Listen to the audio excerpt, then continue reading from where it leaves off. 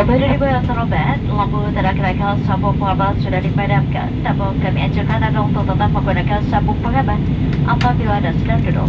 Mereka saat penerbangan tidak diperbolehkan. Kami informasikan bahwa kamar kecil di dalam pesawat sudah tidak lagi lengkapi dengan sistem oksigen. Apabila tekanan udara di kabin berkurang secara tiba-tiba, penumpang yang sedang berada di kamar kecil diharuskan segera kembali ke tempat untuk menggunakan sabuk pengaman dan menggunakan masker oksigen. Terima kasih. Ladies and gentlemen, pasang seatbelts and is on number recommend. Kita seatbelt langsung dari sini sebagai normal sebagai metode for information for the staff longer child system. Selalu sudah kami pressure passage using the laboratory set on seatbelts and the seatbelt chair pass. Thank you.